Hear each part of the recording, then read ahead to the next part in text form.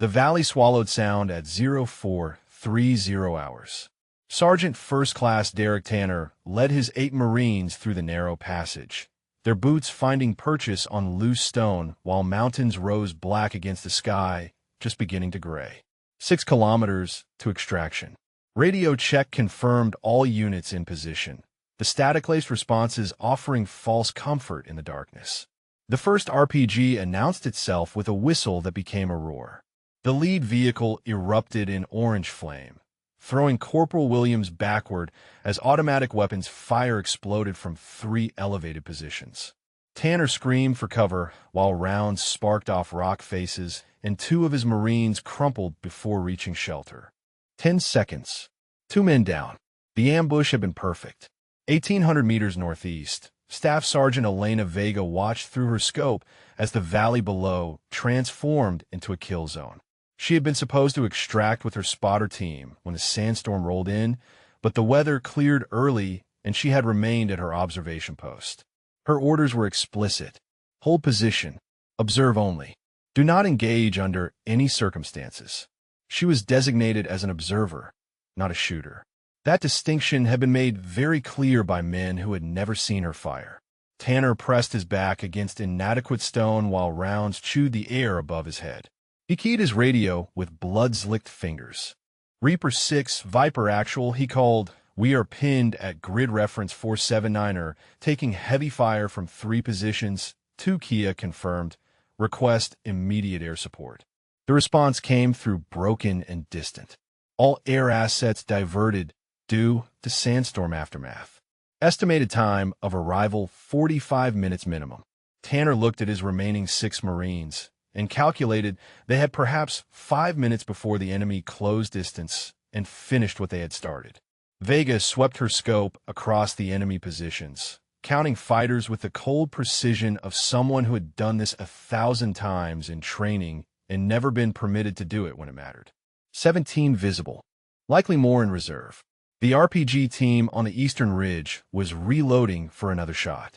The machine gun nest on the western slope had clear angles on the Marines' only cover. She watched Corporal Williams drag a wounded man toward a rock formation that would not protect them from the flanking fire that was already being organized. Her finger moved to her radio, then stopped. Orders were orders. She had learned that lesson through 4 years of reassignments, through complaints that went nowhere and evaluations that were overwritten by men who found her excellence inconvenient. She had learned to follow orders even when those orders made no sense, because fighting the system had cost her everything except the rifle in her hands. Tanner pressed his forehead against stone that smelled of dust and blood. He thought about his daughter in San Diego, 7 years old with her mother's eyes and his stubborn streak. He wondered if she would remember him clearly, or if he would fade into photographs and half-formed memories of a father who went away and never came back. If you're watching this right now, wherever you are in the world, maybe you know that specific weight. The certainty that you are about to die far from everyone who loves you. Comment where you're watching from, because someone somewhere understands exactly what that moment feels like. The RPG team had finished reloading. Vega could see the gunner settling into position, calculating his angle on the Marines below. In approximately 8 seconds, he would fire, and the rock formation sheltering Williams and the wounded Marine would become their grave. Her orders said observe. Her training said act. Her oath said protect. She made her choice. Vega keyed her radio to a frequency no one was monitoring and spoke to the empty air. Overwatch 3 going active. Then she settled behind her M110, exhaled slowly, and placed her crosshairs on the RPG gunner at 1,847 meters. The math was automatic. Wind speed, elevation, humidity, the Coriolis effect at extreme distance. She had made this calculation 10,000 times. She had never been allowed to pull the trigger when lives depended on it. The trigger broke clean. The rifle kicked against her shoulder. And 1,847 meters away, the RPG gunner died without ever knowing she existed. The RPG gunner's head snapped back, and he collapsed across his weapon. His loader froze, hands still gripping the rocket he had been preparing, confusion written across his face in the half-second before Vega's second round found him. 2 down at 1,847 meters. The Marines below had no idea what had just happened, and neither did the enemy fighters who had witnessed 2 of their own die without warning or sound. Tanner saw the bodies fall on the eastern ridge. One moment the RPG team was preparing to fire, the next they were crumpled and motionless. He scanned the ridgelines for muzzle flash, for movement, for any indication of friendly forces. Nothing. The bullets had arrived before the sound, which meant the shooter was far beyond visual range. "Who the hell is shooting?" he called to his Marines. No one answered because no one knew. Vega shifted her position 2 degrees west, acquiring the machine gun nest on the opposite slope. 3 fighters crouched behind sandbags, the gunner raking the valley floor with suppressive fire, while his companions fed ammunition belts and watched for movement. Distance 1,623 meters. She took the gunner through the gap between sandbags, then dropped the first loader as he lunged for the weapon, then the second before he could process what was happening. 5 rounds fired in 5 seconds. 3 more dead. The enemy began to panic.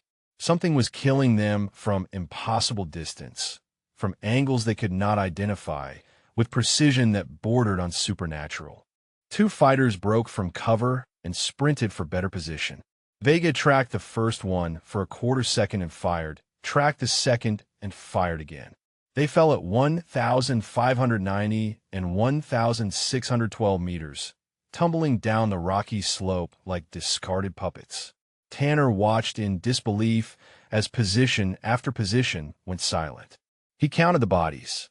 7, 8, 9 fighters down in less than 2 minutes, and not a single visible shooter anywhere on the surrounding ridges.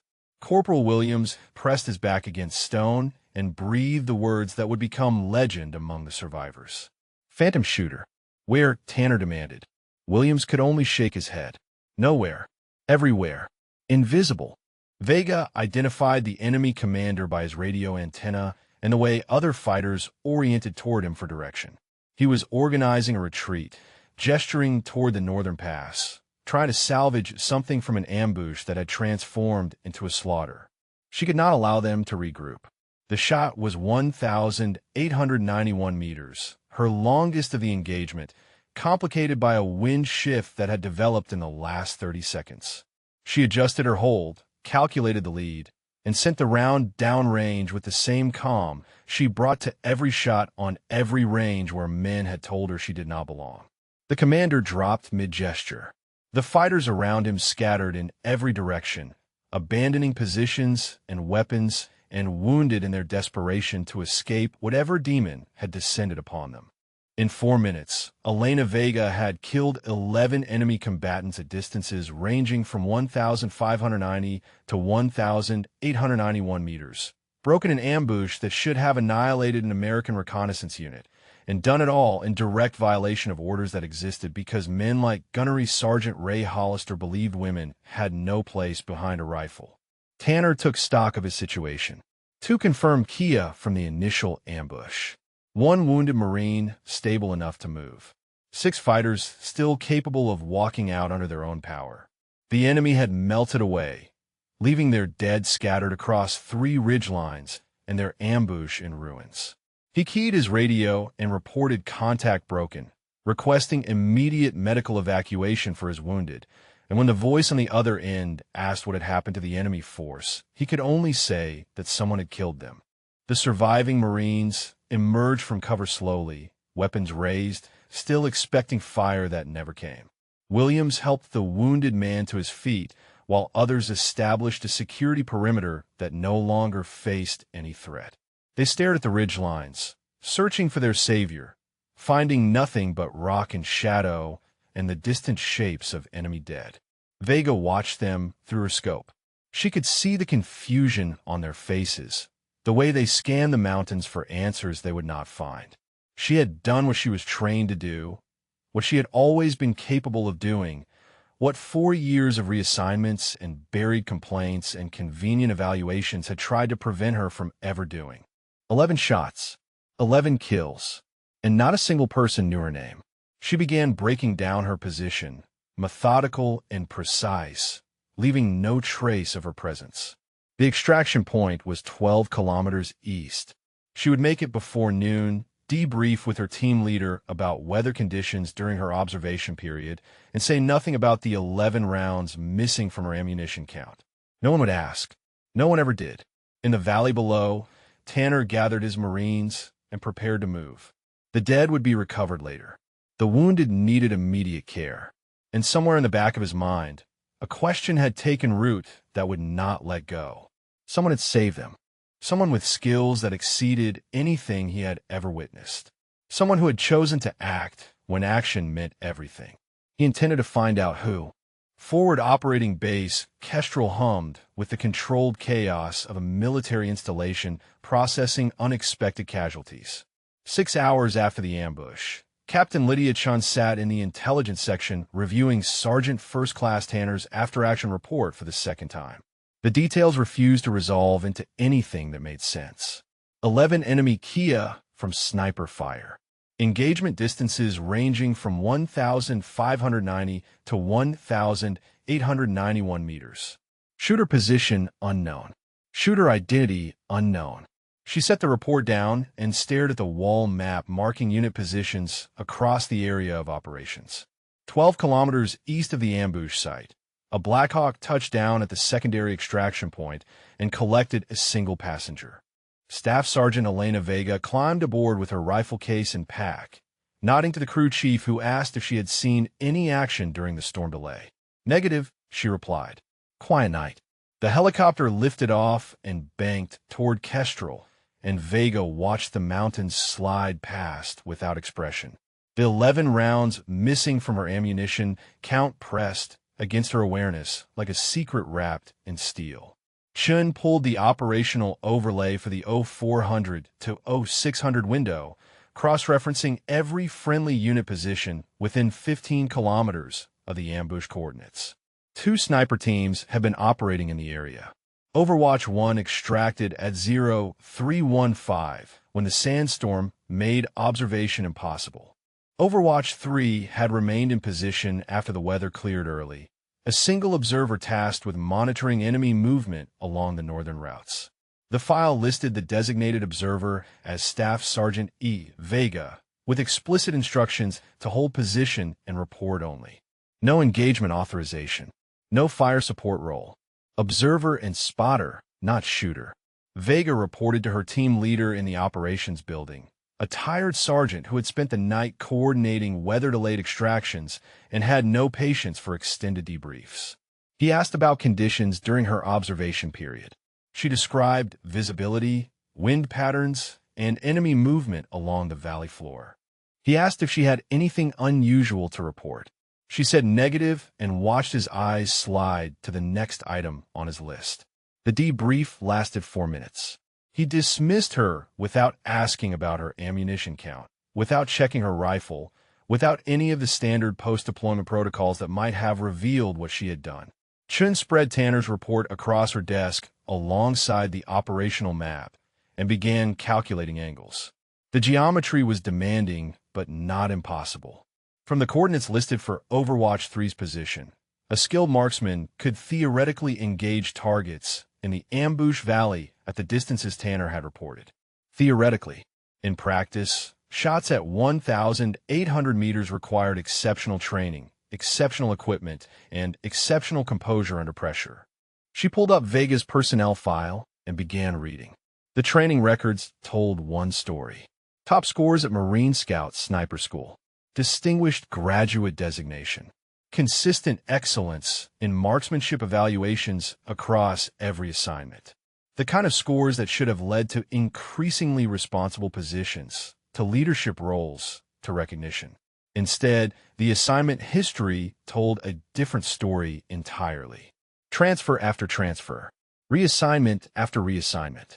A pattern of being moved from primary shooter to spotter, from spotter to observer, from observer to support roles that kept her far from any trigger. Chun noted the name that appeared on every reassignment request. Gunnery Sergeant Ray Hollister. He had initiated the first transfer 18 months ago, citing concerns about temperament and reliability under pressure.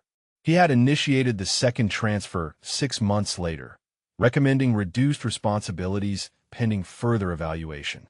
He had initiated the third transfer 4 months after that, this time without bothering to provide detailed justification.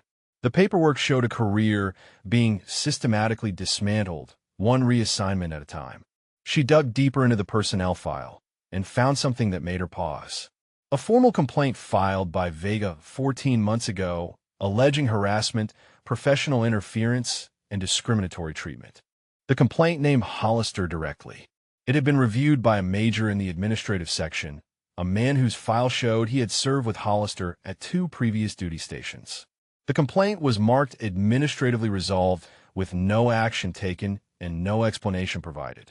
Chen requested the full ballistics report from the ambush site and a complete copy of Vega's training evaluations.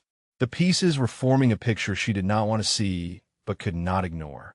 Either an unknown asset had appeared in the mountains of Afghanistan and executed one of the most impressive sniper engagements in recent memory before vanishing without trace, or Staff Sergeant Elena Vega had defied direct orders, violated her designated role, and saved 8 American lives using skills that her own command had spent 18 months trying to bury. She looked at the photo in Vega's file. A woman in her late 20s with steady eyes and the kind of expression that revealed nothing. Whatever had happened in that valley, this woman knew the truth, and Chen intended to find it. The base hospital smelled of antiseptic and exhaustion. Chun found Tanner in the recovery ward, his left arm bandaged where shrapnel had torn through muscle, his eyes carrying the distant focus of a man still processing how close he had come to dying. She introduced herself and explained she was investigating the engagement. He nodded and gestured to the chair beside his bed. She asked him to describe what he had witnessed. Tanner spoke slowly at first, then with increasing intensity as the memory took hold. The ambush had been textbook. Elevated positions, interlocking fields of fire, no warning until the first RPG turned his lead vehicle into a fireball. His voice steadied as he described the tactical situation. The hopeless mathematics of 8 Marines against 17 entrenched fighters with no air support and no extraction possible. Then his voice changed. Something started killing them, he said. From nowhere. From impossible distance. I watched 9 men die without hearing a single shot until after they dropped. Whoever was shooting, they were beyond anything I have ever seen. The precision. The speed. He paused and looked at Chen directly. Whoever it was saved our lives. All of us. Every Marine who walked out of that valley owes their life to someone we never saw. His voice caught on the last words, and he looked away. The ballistics report arrived while Chan was walking back to the intelligence section. She read it standing in the corridor, the fluorescent lights humming overhead. 11 7.62 NATO rounds recovered from 11 enemy Kia. All projectiles consistent with M110 semi-automatic sniper system platform. Trajectory analysis based on wound channels and impact angles confirmed all shots originated from a position matching the coordinates listed for Overwatch 3. Staff Sergeant Vega's position. The evidence was no longer circumstantial. Chun found Gunnery Sergeant Ray Hollister in the FOB armory, supervising inventory with the permanent scowl of a man who believed 20 years of service entitled him to opinions that could not be questioned. He was thick through the neck and shoulders, the kind of build that came from decades of physical labor and a constitution that refused to soften. She introduced herself and asked if he had a few minutes to discuss a personnel matter. His expression flickered when she mentioned Vega's name. Just a moment of tightness around the jaw, quickly controlled. He set down his clipboard and crossed his arms. What about her? Chen asked about the reassignment requests. 3 in 18 months, all initiated by Hollister, all moving Vega away from direct action roles. She watched his face as she listed them. The tightness spread to his shoulders. Hollister's explanation came out rehearsed. Vega lacked the temperament for direct action. Technically proficient on the range, but unreliable under pressure. He had recommended support roles because that was where she could contribute without putting others at risk. Better for everyone. He said the words while staring at a point somewhere over Chin's left shoulder, never meeting her eyes. She thanked him and returned to the intelligence section, where she spread the reassignment paperwork across her desk and began reading the details she had skimmed before. The first reassignment came 2 days after a range qualification exercise where Vega outshot every member of her platoon, including Hollister himself. The second followed a field exercise where she identified concealed targets faster than her team leader, earning praise from the evaluating officer that specifically noted her superior skills. The third came after a performance review where her commanding officer wrote that Vega demonstrated exceptional potential and recommended her for advanced training. Each time Vega excelled, Hollister intervened. Each time she proved herself, he found a reason to move her somewhere her excellence would be less visible. The pattern was unmistakable once you knew to look for it. Chun pulled the harassment complaint again and read it more carefully. Vega had documented specific incidents, comments about women in combat roles, interference with her training schedule, evaluation reports that contradicted her actual performance scores. She had named Hollister directly and requested formal investigation. The complaint had been assigned to Major Donald Crane for review. Chin checked Crane's service record and found exactly what she expected. 2 previous duty stations with Hollister. Personal friendship documented in efficiency reports that praised their collaborative working relationship. The complaint had been closed in 11 days. Administratively resolved. No action taken. No interview with Vega. No response required from Hollister. The system had protected its own and buried a woman who dared to be better than the men who resented her for it. Chin sat back in her chair and considered what she had found. This was no longer just an investigation into an unauthorized engagement.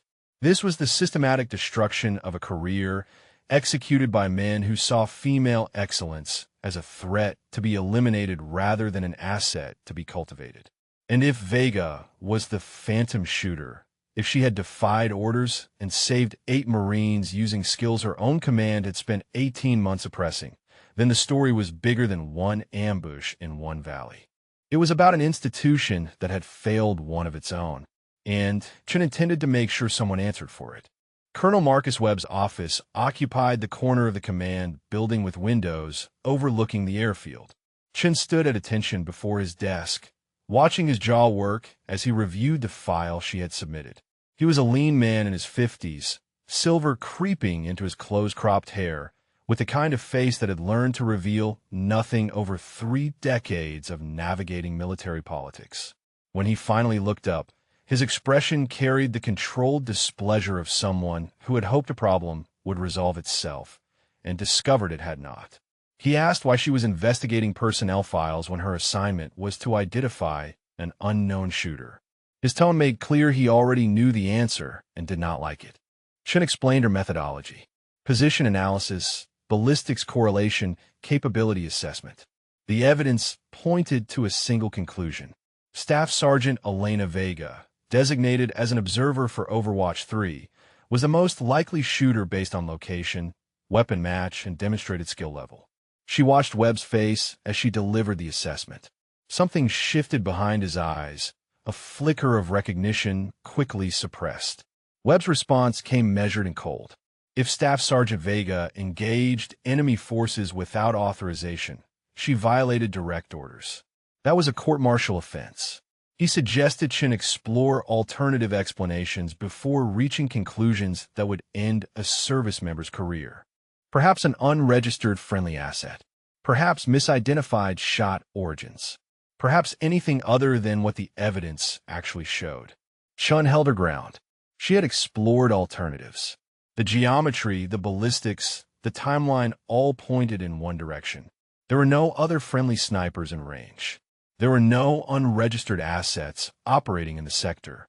The shots came from Vega's position, fired from a weapon matching Vega's rifle, at distances consistent with Vega's documented capabilities. Alternative explanations did not exist. Webb dismissed her with instructions to continue her investigation and report back when she had something definitive. As she reached the door, he added that he expected her findings to reflect the complexity of combat situations rather than rushing to judgment. She understood the message. He wanted this to go away. She left without acknowledging the implication. The equipment bay was quiet in the late afternoon. Most personnel either on duty or taking advantage of the brief downtime between operations. Chun found Vega alone at a workbench in the far corner, methodically cleaning her rifle with the focused attention of someone performing a meditation rather than a task. She looked up when Chun approached, her expression revealing nothing. Chun asked if they could speak privately. Vega studied her for a long moment, then set down her cleaning rod and nodded toward a storage area where pallets of equipment created a semblance of isolation. They walked there together without speaking. Chun laid out what she knew: Vega's position coordinates, the engagement timeline, the ballistics match linking recovered rounds to her rifle, the trajectory analysis confirming shots originated from her observation post. She presented each fact without accusation, letting the evidence speak for itself. Then she asked the question directly. "Were you the shooter?" Vega was silent for what felt like minutes. Her eyes held Chin's without wavering, calculating something behind that unreadable mask. When she finally spoke, her voice carried the flatness of someone who had stopped expecting anything good to come from telling the truth. Those Marines were going to die. Not a denial, not a confession. A statement of fact that contained everything Chin needed to know. Vega described what she had seen through her scope. The RPG team reloading for a shot that would have killed Williams and the wounded Marine he was dragging to cover. The machine gun nest with clear angles on every position the Americans occupied. The mathematics of 17 fighters against 8 Marines with 45 minutes until air support arrived. She had watched men prepare to die and known she could stop it. Her orders said observe. Her training said act. Her oath said protect American lives. She had made her choice in the space between one heartbeat and the next, and she would make the same choice again if the same situation presented itself. Chen asked why she had not reported the engagement, why she had returned to base, and said nothing while an investigation searched for a phantom shooter she knew did not exist. Vega's answer carried 4 years of accumulated bitterness compressed into quiet words. Who would believe her? Who would care? She had learned what happened when she excelled. Her accomplishments were erased or attributed to others. Her complaints were buried. Her evaluations were rewritten to match what men like Hollister wanted them to say.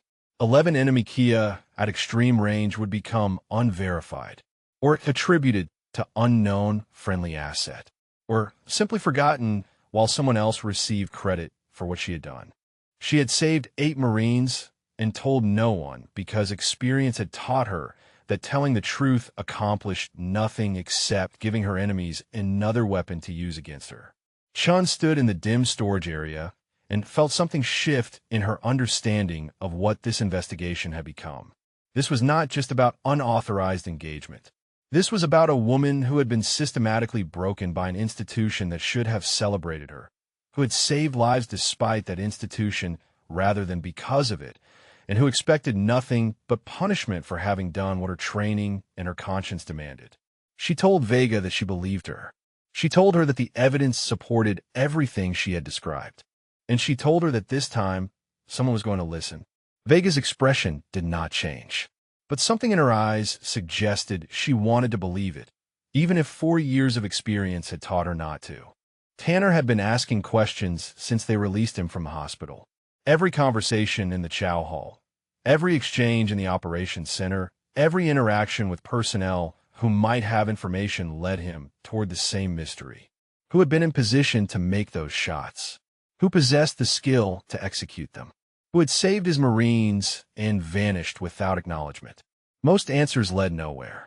The sniper teams were accounted for, either extracted before the ambush or positioned too far from the engagement zone. Air assets have been grounded. No special operations units were operating in the sector. The shooter should not have existed. But one sergeant in the communication section mentioned something that made Tanner pause. Overwatch 3 had stayed in position after the storm cleared. Single observer, still on station when everyone thought the area was empty. Chun secured Vega's rifle through official channels, citing the ongoing investigation and the need for definitive ballistic comparison. The armorer released the M110 without question, logging the transfer on forms that would become part of a record no one could later dispute. She delivered the weapon to the forensics section personally and waited while the technician ran the comparison against rounds recovered from enemy casualties. The results eliminated any remaining doubt.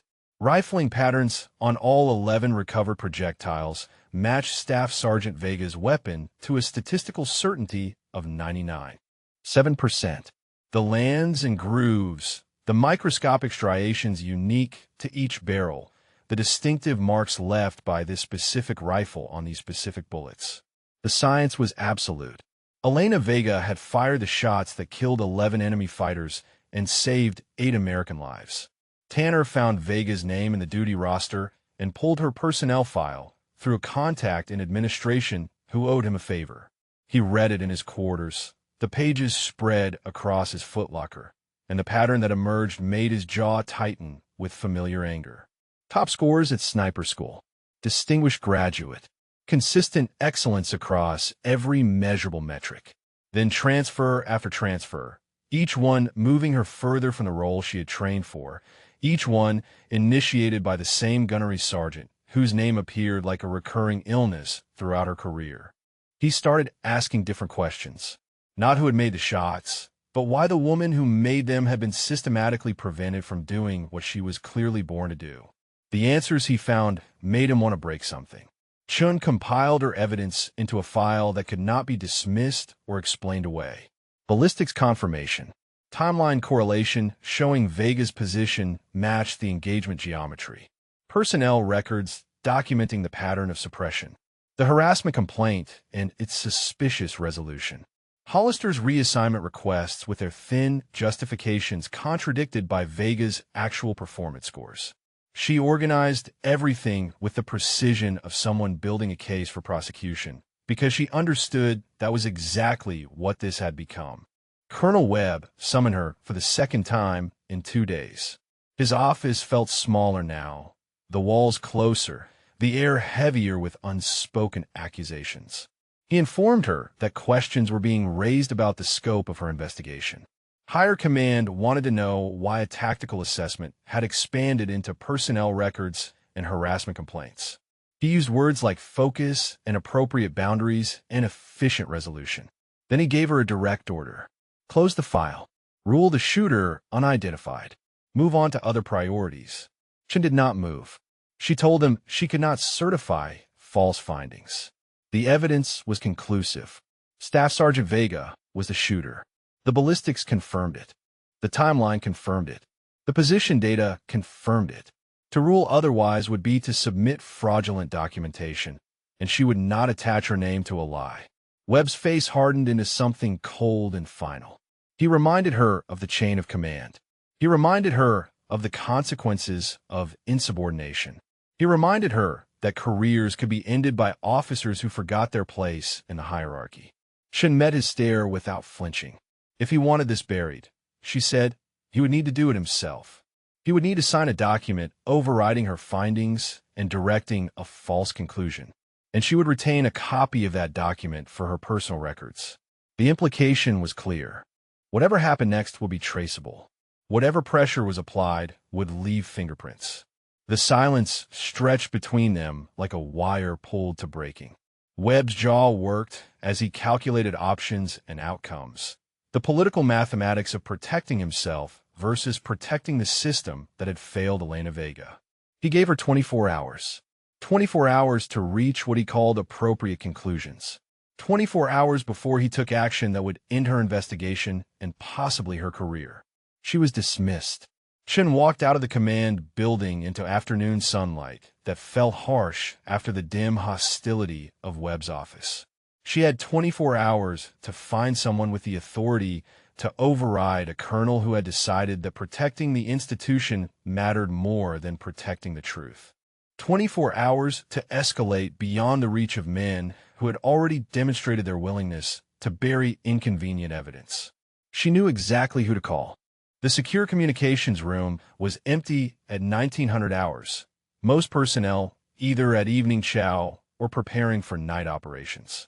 Chun locked the door behind her and initiated a video conference request to Regional Command, specifically to the office of Major General Patricia Reeves. The general was known throughout the theater for two things: an absolute intolerance for institutional cover-ups, and a particular commitment to cases involving female service members who had been failed by their chains of command. The connection established after 3 minutes of encrypted handshaking. General Reeves appeared on screen with the sharp focus of someone who had been expecting this call, or one like it. She was a compact woman in her early 60s, silver hair cut regulation short, with eyes that suggested she had seen every form of institutional failure the military could produce and had stopped being surprised by any of it. Chun presented her evidence without preamble. 11 confirmed kills at extreme range. Ballistic match to Staff Sergeant Elena Vega's rifle at 99.7% certainty. Timeline and position correlation placing Vega as the only possible shooter. Then she presented the rest. 4 years of systematic career suppression. Reassignment requests initiated by Gunnery Sergeant Hollister following each instance of Vega's excellence. A harassment complaint buried by a reviewer with documented personal ties to the accused. And now, direct orders from Colonel Webb to falsify her findings and close the investigation. Reeves listened without interruption, her expression unchanging as Chun laid out the scope of institutional failure. When Chun finished, the general asked a single question. "What do you need?" Chun requested an independent inspection team with authority to override local command. She requested protection for her evidence in her investigation. She requested that someone with stars on their collar look Staff Sergeant Vega in the eye and acknowledge what had been done to her. Reeves nodded once. An inspection team would arrive at FOB Kestrel within 12 hours. Chun was to secure all evidence and prevent any document destruction. Her investigation now operated under regional command authority beyond Colonel Webb's reach. The general's final words carried the weight of someone who had fought these battles before. "We protect Marines who protect Marines, Captain, even when the threat is internal." The motor pool was quiet when Hollister found Vega checking fluid levels on a transport vehicle. He approached from behind, his boots scraping on concrete loud enough to announce his presence without requiring acknowledgement. She straightened but did not turn around. His voice came low and hard, meant only for her ears. He had heard about Chen's questions. He knew what the captain thought she had discovered. Whatever conclusions Chun had reached, they would not matter. Vega's word against his, and he had 20 years of service, commendations, and every officer who had ever served with him ready to testify to his character. She had complaints that went nowhere and a career in ruins. Who did she think anyone would believe? Vega turned to face him. Her expression revealed nothing, but her hands hung loose at her sides, ready for whatever came next. She did not speak. She did not need to. The silence between them said everything about 4 years of accumulated injustice and the exhaustion of fighting a system designed to grind her down. Hollister held her stare for a long moment, searching for fear and finding none. Then he walked away, his threat delivered, his confidence unshaken by a woman he had never considered worthy of genuine concern. The chow hall was half empty when Tanner spotted Vega sitting alone at a corner table, her tray untouched, her attention focused on nothing visible. He collected his own meal and walked to her table without hesitation. She looked up as he approached, wariness flickering across her face before settling into neutral assessment. He introduced himself. Sergeant First Class Derek Tanner, Viper Actual, the unit she had saved in the valley. He did not phrase it as a question or an accusation. He stated it as fact, watching her reaction. Something shifted behind her eyes. A crack in the armor she had built over 4 years of being dismissed and diminished. She did not confirm or deny. She simply waited. Tanner sat down across from her. He told her about his daughter in San Diego. 7 years old. Her mother's eyes. His stubborn streak.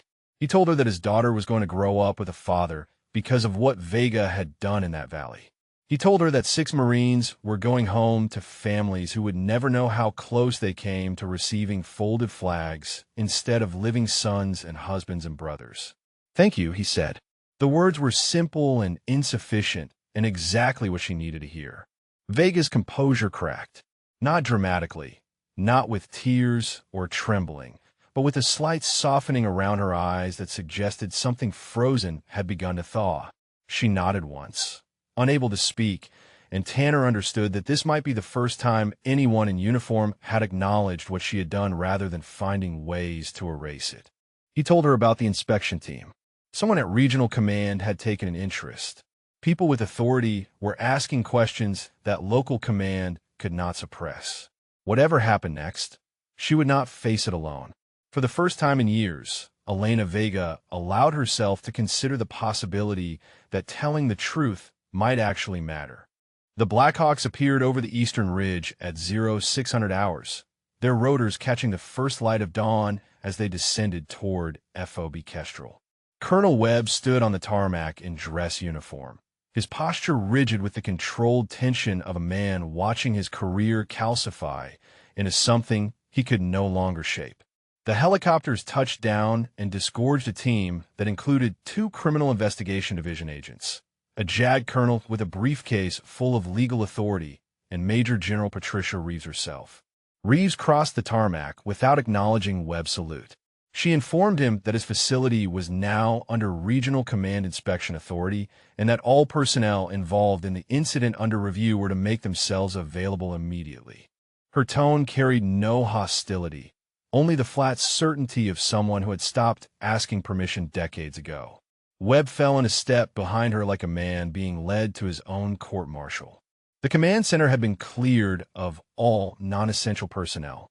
Chun waited with her evidence package organized across 3 tables, documents and photographs and ballistic reports arranged in the sequence she had rehearsed. Reeves moved through the material methodically, asking occasional questions, her expression revealing nothing as she absorbed the scope of what Chun had uncovered. The ballistics, the timeline, the personnel records, the buried complaint, the pattern of suppression that spanned 4 years and multiple duty stations. When she finished reviewing, Reeves looked at Chun directly. She asked to see Staff Sergeant Vega. CID sequester Hollister in an interview room on the far side of the building, away from any possibility of coordinating stories. The lead investigator was a Warren officer named Parsons who had spent 15 years extracting truth from people who prefer to hide it. He began with simple questions about Hollister's service record, his relationship with subordinates, his evaluation philosophy. Hollister answered with the confidence of someone who had never been seriously challenged.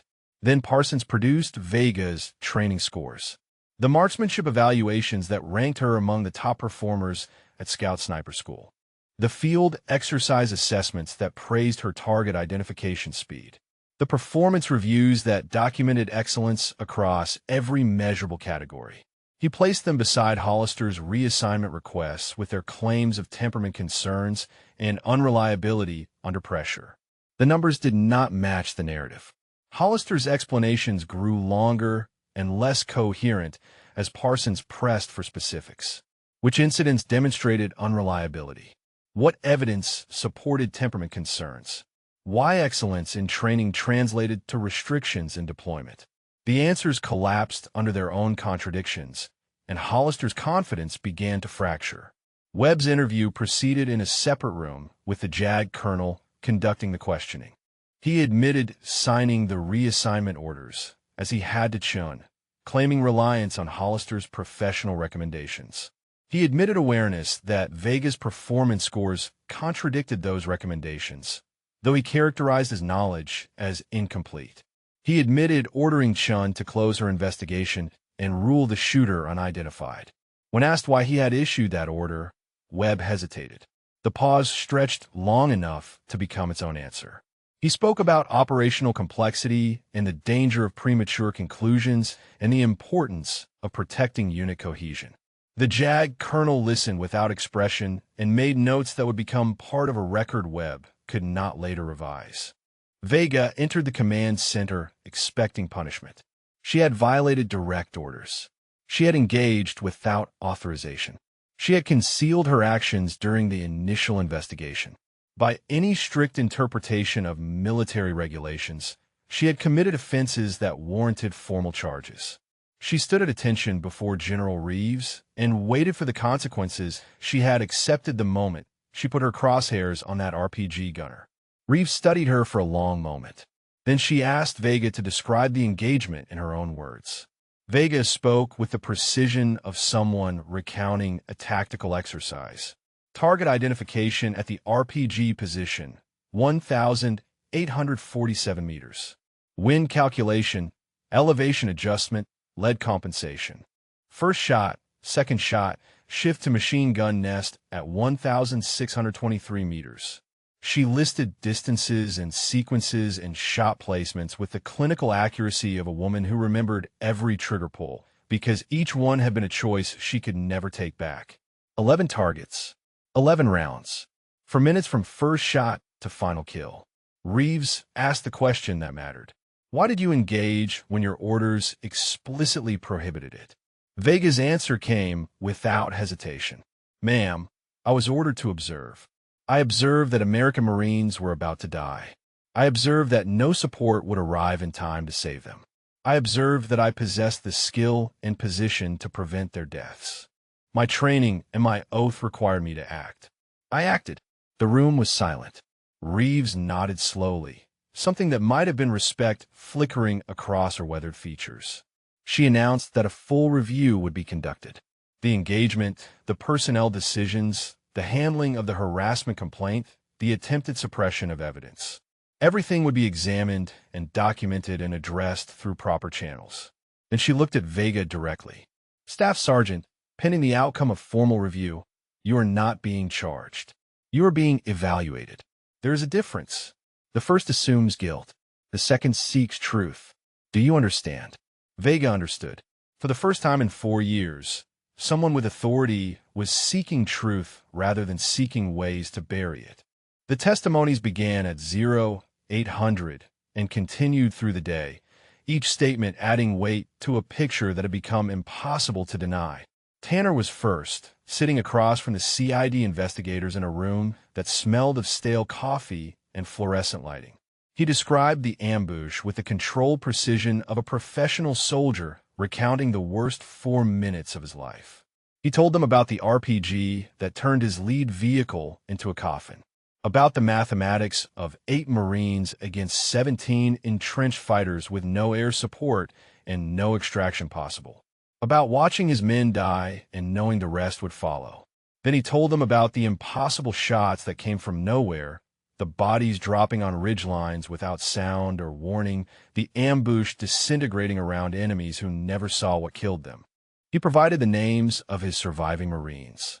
Williams, Park, Okonkwo, Reeves, Chun, Morrison, 6 men who would return to families because someone had chosen to act when action was forbidden.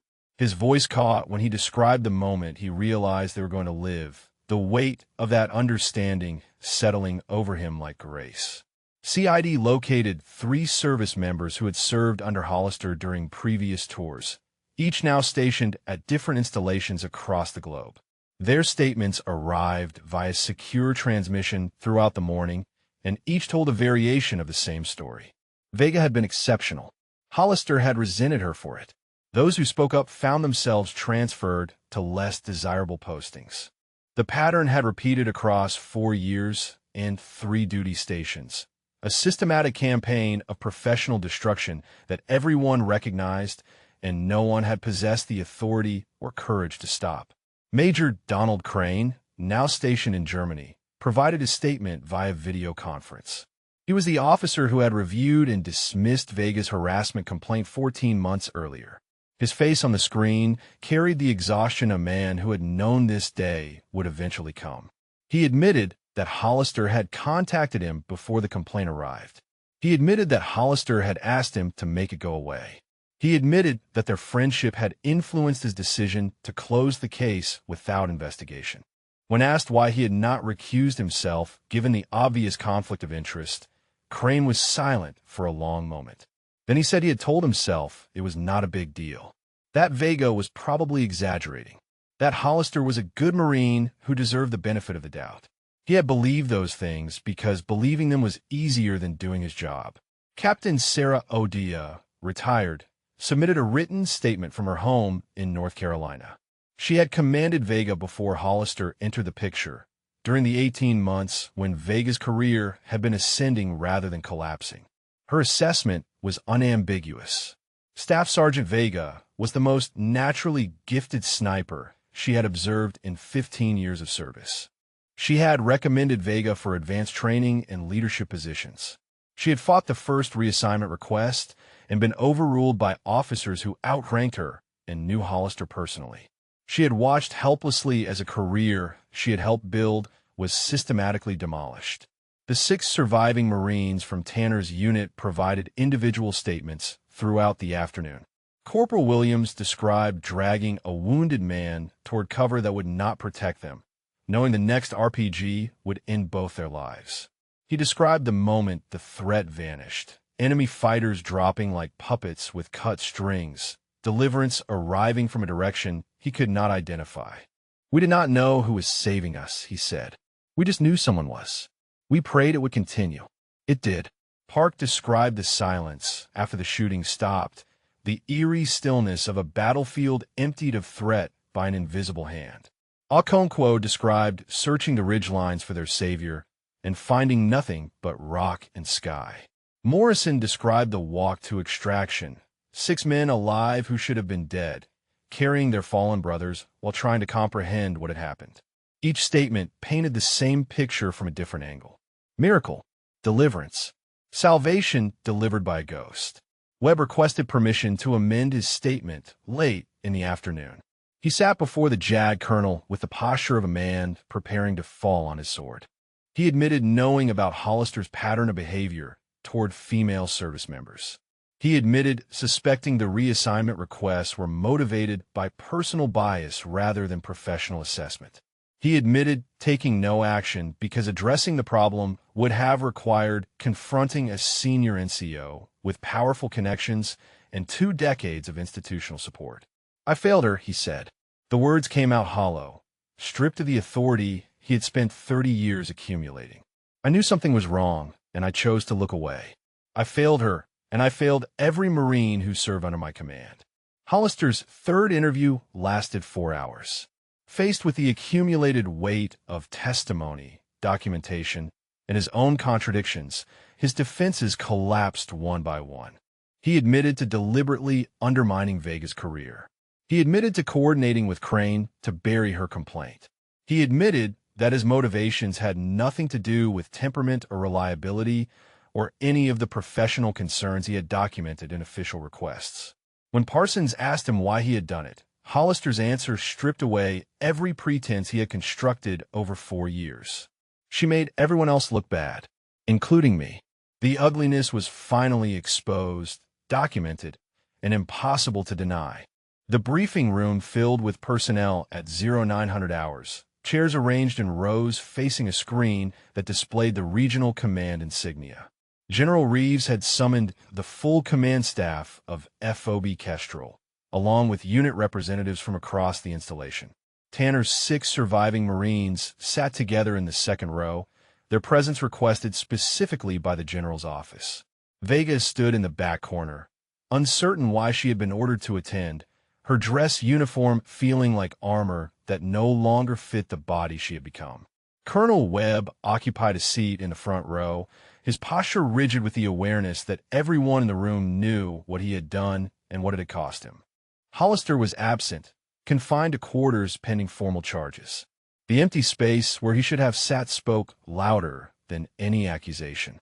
Chun took position beside the screen as the room settled into silence.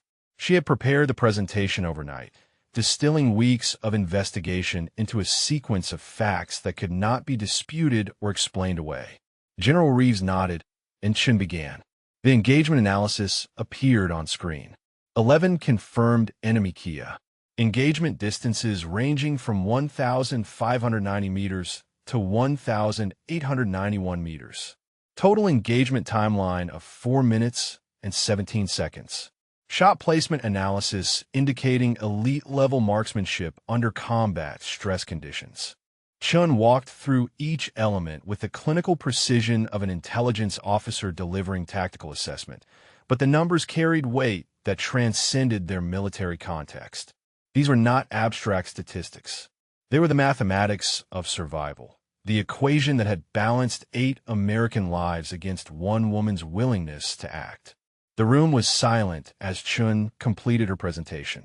No questions, no murmurs, just the collective attention of several dozen Marines processing information that challenged assumptions they had not known they held. General Reeves rose and moved to the front of the room. She stood before the assembled personnel with the bearing of someone who had delivered difficult truths throughout a career spanning 4 decades. Her voice carried to every corner without amplification. She identified the shooter, Staff Sergeant Elena Vega, currently assigned to this installation as an observer and spotter, executed every shot documented in the engagement analysis. She acted without authorization, in direct violation of orders that restricted her to observation only.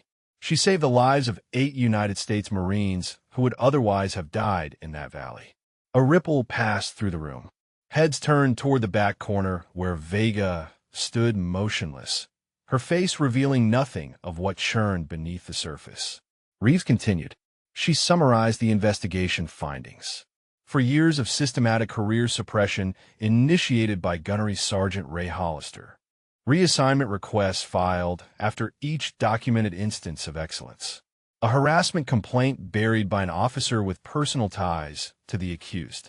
Command awareness of the pattern without intervention. An attempted cover-up ordered by the installation commander when the truth threatened to emerge. She named names. Hollister, Crane, Webb. Each one spoken clearly, without accusation, but without mercy, the syllables falling into a silence that felt like judgment. Webb did not look up.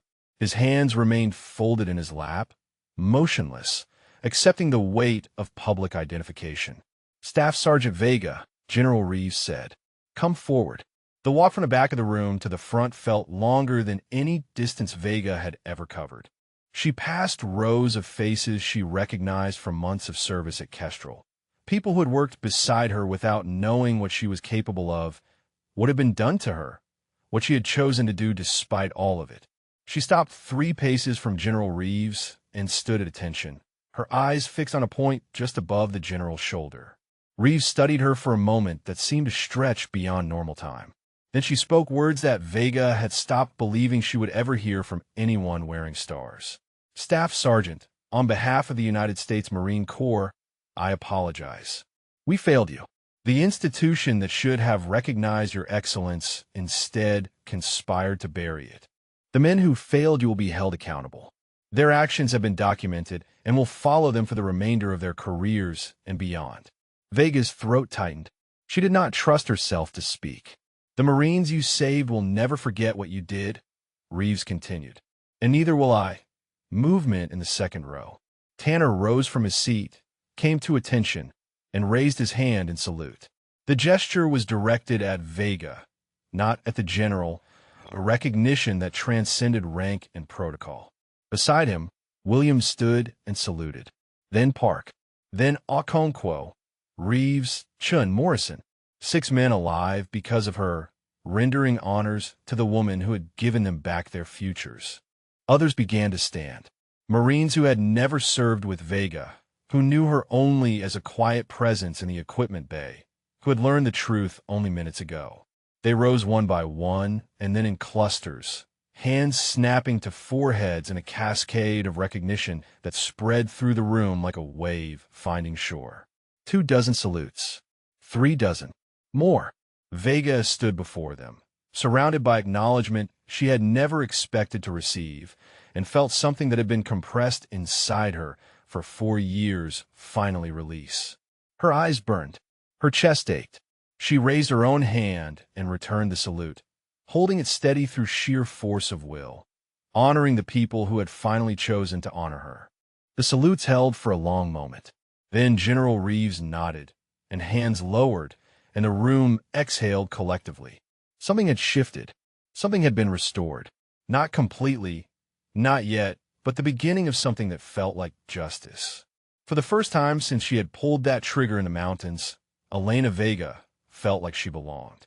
The consequences arrived with the cold efficiency of an institution correcting its own failures. Gunnery Sergeant Ray Hollister received formal notification in his quarters 3 days after the briefing room assembly. Reduction in rank to Staff Sergeant, effective immediately. Removal from duty pending administrative separation proceedings. Permanent bar from supervisory positions in any capacity. His 20-year career would end not with the retirement ceremony he had imagined, but with paperwork documenting professional misconduct and abuse of authority. He cleared his desk in the administrative building while 2 CID agents watched from the doorway. 20 years of service reduced to a cardboard box of personal effects. Photographs. Challenge coins. A coffee mug with the Scout Sniper insignia he had once believed made him untouchable. He carried the box to his quarters without speaking to anyone, passing personnel who turned away rather than meet his eyes. The man who had destroyed careers now walked through the wreckage of his own. Colonel Webb faced his reckoning in General Reeves's temporary office, the same room where he had once commanded. Letter of reprimand entered into his permanent file. Mandatory leadership remediation training. Removal from command track with reassignment to a staff position at Regional Logistics Command. He would spend his remaining years reviewing supply manifests and transportation schedules. His ambitions reduced to paperwork that carried no authority and demanded no decisions. He accepted the terms without protest. When Reeves asked if he had anything to say, he spoke only 4 words. "I earned this." She nodded and dismissed him. There was nothing more to discuss. Major Donald Crane received notification in Germany that his pending promotion to lieutenant colonel was under indefinite review. The documented evidence of his failure to properly investigate Vega's complaint would follow him through every subsequent assignment and evaluation. 3 other officers who had enabled Hollister's behavior through negligence or complicity faced formal inquiries that would shadow their careers for years to come.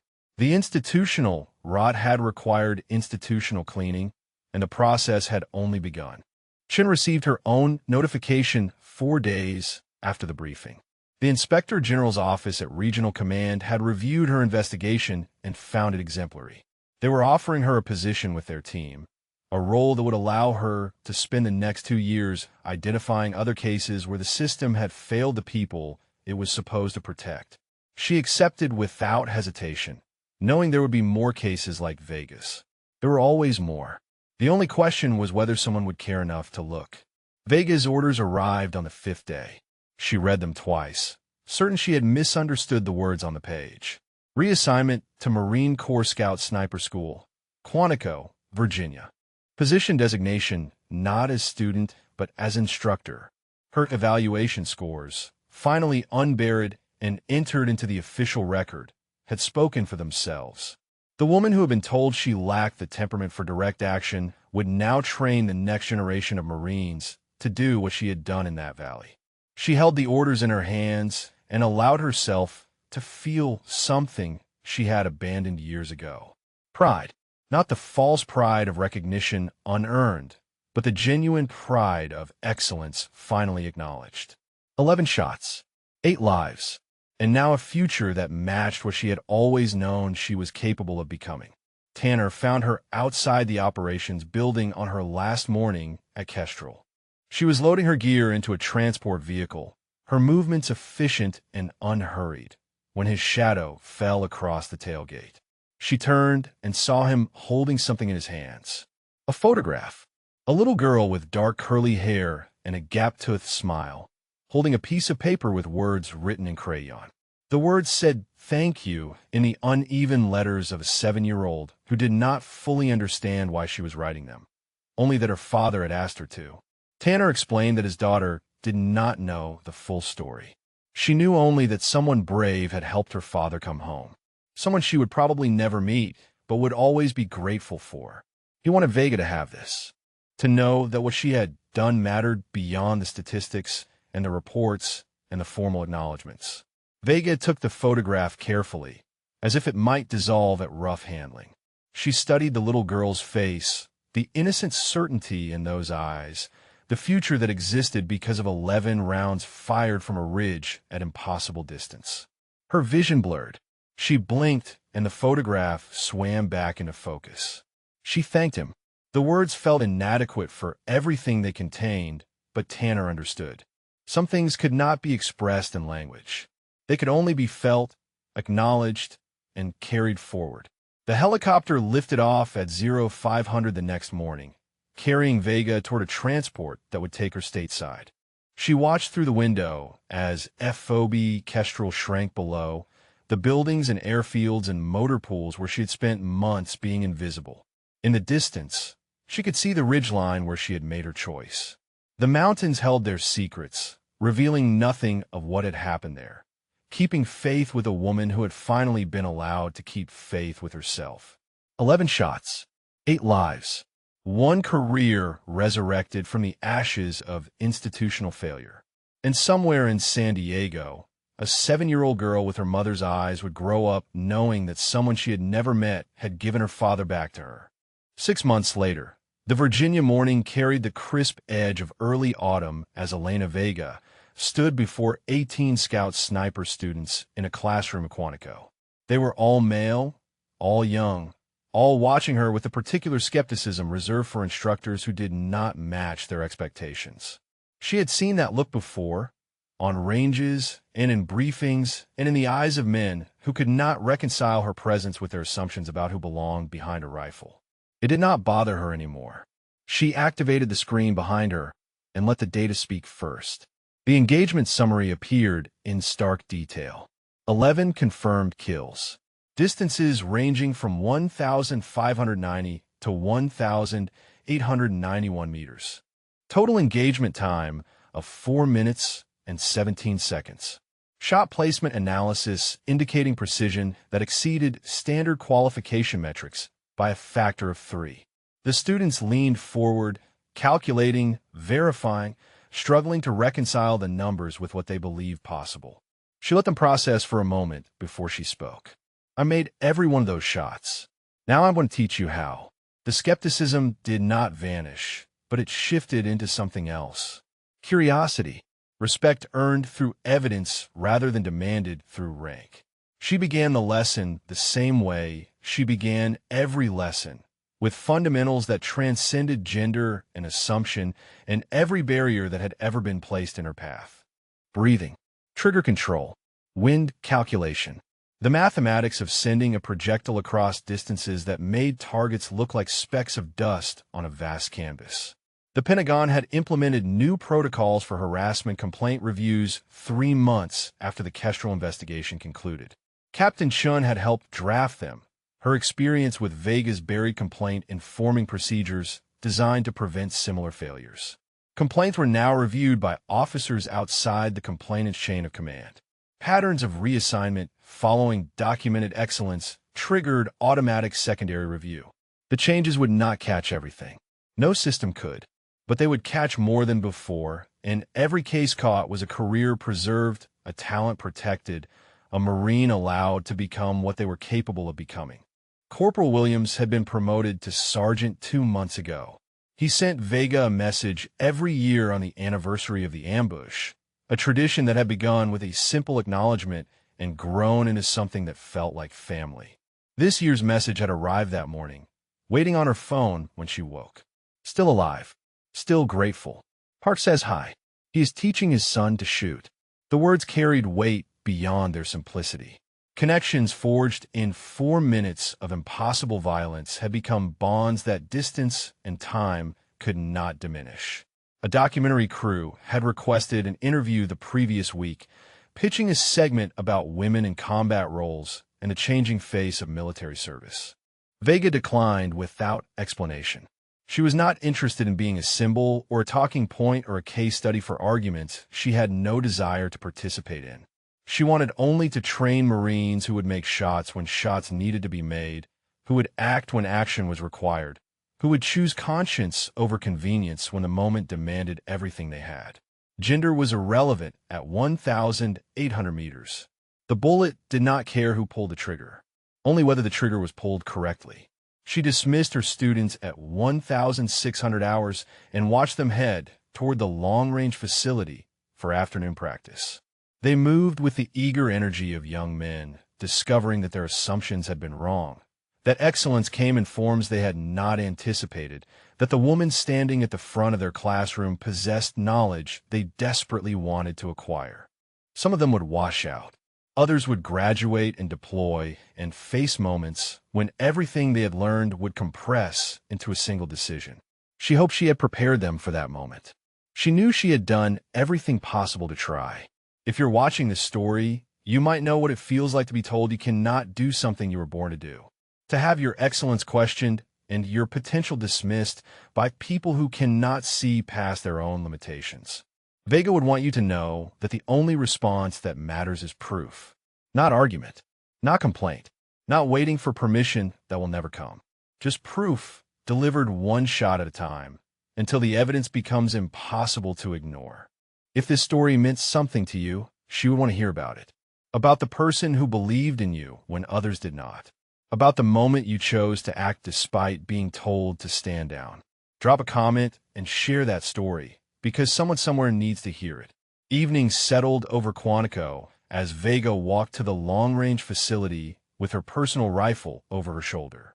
The ranges were empty now, the students gone to evening chow, the targets waiting in silence at distances that had once seemed impossible and now felt like home. She settled into a prone position on the firing line, pressed her cheek to the stock, and found her breathing rhythm. The target stood at 1,800 meters, a small shape against the fading light. She calculated wind. She adjusted elevation. She placed her crosshairs with the precision of 10,000 repetitions and the certainty of someone who had learned exactly what she was capable of when it mattered most. The trigger broke clean. The rifle kicked against her shoulder. And 1,800 meters downrange, the target registered a hit precisely where she had intended. Perfect, as it always was, as it always would be.